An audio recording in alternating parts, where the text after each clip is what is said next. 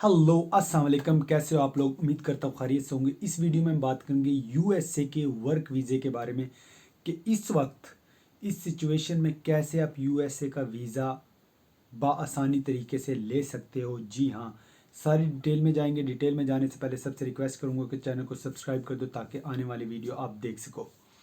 USA, वैसे तो USA के बहुत सारे वीज़े हैं जो वर्क के तौर पे कैटेगरी के नाम से अगर आप देखो तो बहुत सारी कैटेगरी के वीज़े होते हैं, वर्क वीज़े। बट आज हम जिस वीज़े की बात कर रहे हैं वो इसलिए इस वीज़े की मखसूस इस वीज़े की बात कर रहे हैं क्योंकि इस वक्त इसका रेट बहुत अच्छा जा रहा है और जो भी अप्लाई कर रहा है उसको ऑलमोस्ट 3 साल का ये वीज़ा मिल रहा है। और ये 3 साल के बाद वहाँ जाके अगले नेक्स्ट 3 साल के लिए एक्सटेंड भी हो जाता है। तो टोटल आप कह सकते हो कि ये 6 साल का वीज़ा बन जाता है अगर आपको एक दफ़ा मिल जाए। लेने के दो तरीके हैं इस वीज़े के और दोनों ही आसान तरीके हैं। अब डिटेल में जाते हैं कि इस वीज़े को कहते क्या हैं। इस वीज़े को कहते हैं H1B वीज़ा। ये वर्क वीज़ा होता है। ये बेसिकली ये वीज़े की ख़ास और अच्छी बात ये है कि ये यूएसए से ही निकल आता है और वो सारी डिटेल ऑलरेडी एम्बेसी में आ जाती है। आपको सिर्फ पासपोर्ट लेके अपना जाना होता है और अपने सारे एडिशनल डॉक्यूमेंट लेके जाने होते हैं। उनके पास आपका वीज़ा ऑलरेडी आया होता है बट वो जस्ट आपको कंफर्म करते हैं कि ये वही इंसान है जिसका वीज़ा यूएसए से आया हुआ है। देन वो आपसे वीज़ा फ़ीस लेते हैं, आपकी आइडेंटिटी चेक करते हैं और आपको वो स्टिकर लगा के दे देते हैं। जी हाँ, तो कह सकते हो कि अगर आपको ये वीज़ा मिल जाता है तो अम्बेसी वाली जो कश्मकश जो परेशानी होती है कि वीज़ा लगेगा नहीं लगेगा वो होती नहीं है। समझ लो अम्बेसी वहाँ से वीज़ा निकल गया तो अम्बेसी वाले सिर्फ वीज़े को और आपको मिलाने के लिए बुलाते हैं। आपको फ़ीस देनी होती है वीज़े की और टिकट करा के आप चले जाते हो। तो ये दो तरह से, जैसे मैंने कहा, एक तो बिल्कुल फ्री आप ले सकते हो जो कि नॉर्मली लेना चाहिए और जो कि लीगल वे है, और दूसरा ये है कि आप थोड़ी सी टेबल के नीचे से भी ले सकते हो। बाकी आप खुद समझदार हो कि टेबल के नीचे से कैसे ले सकते हो। हम बात करेंगे नॉर्मली सीधा कि कैसे आप नॉर्मली ले सकते हो। पहला तो ये है कि जितनी मल्टीनेशनल कंपनी है या कोई छोटी मोटी कंपनी है जो चाहती हैं, बट इस वीज़े देने से पहले मैं ये बात कंफर्म कर दूं कि इस वीज़े के लिए कम से कम आपके पास बैचलर की डिग्री होनी चाहिए। और लग ये छोटे डिप्लोमे वालों पे भी जाता है, मीन जिनकी थोड़ी एजुकेशन कम हो, बट उसके लिए जो आपको वीज़ा निकलवा के दे रहा है उसको अथॉरिटी गारंटी देनी पड़ती है कि जी हाँ मुझे इसी की ज़रूरत है, मुझे बैचलर वाले की ज़रूरत नहीं है, या मुझे बैचलर वाला मिल नहीं रहा, या मेरे पास जो पोस्ट है वो इसी को सूट करती है, उसको इस चीज़ की गारंटी देनी। तो उनका भी निकल जाता है बट बेसिकली बैचलर की चाहिए। तो ये वीज़ा आप दो तरह से, जैसे मैंने कहा, ये एक फैला ये कि आपको वहाँ कोई कंपनी ढूंढनी पड़ेगी। जो कोई कंपनी ढूंढते हैं आप उसको अपनी सीवी सेंड करते हो। अगर वो सीवी आप कंपनी आपको सेलेक्ट कर लेती है तो देन आपको वो सारे डॉक्यूमेंट्स आपके मांगते हैं। सारे डॉक्यूमेंट्स मांग के वो यूएसए में इमिग्रेशन डिपार्टमेंट में आपका वीज़ा अप्लाई कर देती है कंपनी के बिहाफ पे, और कंपनी के बिहाफ पे आपका वीज़ा इशू हो जाता है। वहाँ विश होने के बाद वो आपको एक नंबर उनको मिल जाता है कि ये नंबर ई वीज़े का है, तो वो नोटिफिकेशन और नंबर के साथ वो आपको ईमेल कर देता है। ये नंबर ईमेल आपको निकलवा के आपको एम्बेसी जाना होता है। एम्बेसी के पास सारी डिटेल ऑलरेडी आपकी होती है, आपके वीज़े की सारा कन्फर्म वीज़ा उनके पास होता है, तो कोई परेशानी वाली बात नहीं होती। वो सिर्फ आपकी आइडेंटिटी चेक करके आपको वीज़ा स्टिकर करके आपके पासपोर्ट पे दे देते हैं। आपको वीज़े की फ़ीस जमा करानी पड़ती है। ये तो हो गया जेन्युइन तरीका, जिनके पास बैचलर डिग्री है, जो बाहर जॉब करना चाहते हैं और H1B वीज़ा लेना चाहते हैं यूएसए के लिए, उनको कंपनियां ढूंढनी पड़ेंगी। इसी का दूसरा वर्जन ये है कि अगर आपको वहाँ कोई जानता है, फॉर एग्जांपल अगर आपको कोई वहाँ जानता है, तो कोई दोस्त है, फैमिली मेम्बर है, या कोई ऐसा आपके सिटी का है जिसको आप जानते हो हल्का फुल्का, तो आप उससे ये रिक्वेस्ट कर सकते हो कि भाई वहाँ किसी कंपनी से आप थोड़ी सी सैलरी में मेरा कॉन्ट्रैक्ट करवा के ये वीज़ा निकलवा दो।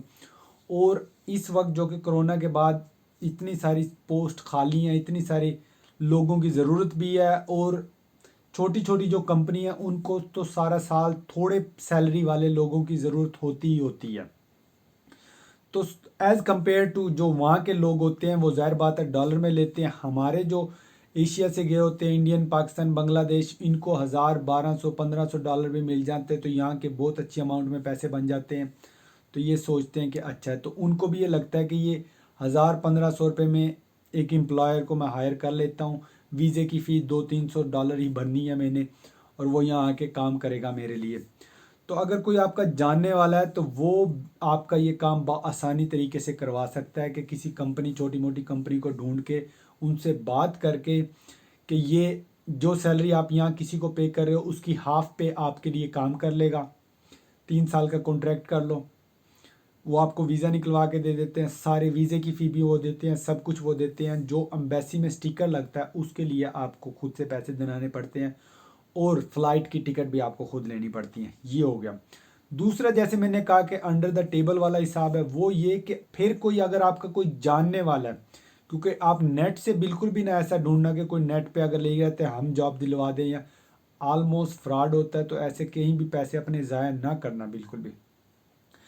तो कोई भी आपका जानने वाला, कोई दोस्त है, दोस्त ना भी हो, कोई आपके सिटी का है या किसी के जानने से जानने वाला है, तो उनको आप कह सकते हो कि भाई जो इसका थोड़ा बहुत खर्चा हो वो हम देते हैं, आप किसी कंपनी से ये हामी भरवा दें कि हम इसको जॉब देंगे, और वो कंपनी मेरे लिए वीज़ा अप्लाई करे, और उस वीज़े के पैसे भी मैं खुद से पे करूँगा, और वो कंपनी सिर्फ हामी भर ले।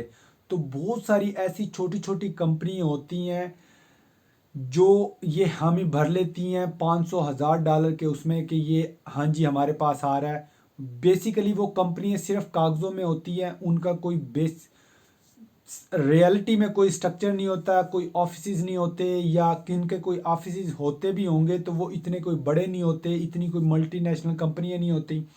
तो आप उन कंपनियां, वो कंपनी आसानी तरीके से 1,000, $2,000, $5,000 में आपको आसानी तरीके, मैं एक बता रहा हूँ कि 1,000, 2,000, 4,000, 5,000, ये तो बात वो है कि आप किधर आके आपका कट लगता है पैसों का ना, बात करने वाली बात है कि आपका कट कहाँ लगता है और उतने पैसे में आपका वीज़ा डन हो जाता है।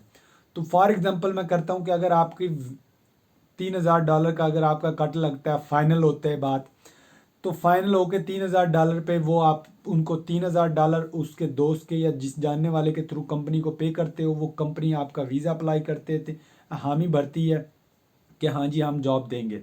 तो आपका जहाँ वीज़ा निकल आता है, वीज़ा निकल आके आप एम्बेसी जाके वीज़ा लगवाते हो, वहाँ जाके कंपनी में जाते हो, और 3 साल का आपका स्टिकर लग जाता है। स्टिकर लगने के बाद आप चाहे पार्ट टाइम जॉब करते हो या कोई और जॉब करते हो, या उस कंपनी में ही कोई रियलिटी वाली जॉब मिल जाती है या नहीं मिलती, तो आप कुछ भी करते हो, उसमें कंपनी का लेना देना नहीं है, जो कि ये अच्छी वे नहीं है, लीगल वे नहीं है। बट इस सिचुएशन में ऐसा बहुत सारे लोग कर रहे हैं जो बाहर निकलना चाह रहे हैं, जिनके पास पैसे हैं बट उनको वे नहीं पता कि कैसे निकलें, या उनके पास एजुकेशन नहीं है बट पैसे हैं, तो वो लोग ऐसा कर रहे हैं यूएसए के लिए। किया इस वीज़े की अच्छी बात यह है, जैसे मैंने बताया H1B की, कि 3 साल का वीज़ा लगता है, 3 साल के बाद ये नेक्स्ट 3 साल का एक्सटेंड हो जाता है, नेक्स्ट 3 साल के बाद आप अपनी फ़ाइल डाल लेते हो, ग्रीन कार्ड मिल जाता है आपको वहाँ का, और ग्रीन कार्ड मिल जाए तो फिर आप वहाँ के परमानेंट हो जाते हो। परमानेंट हो जाए तो अमेरिका ऐसे हो जाता है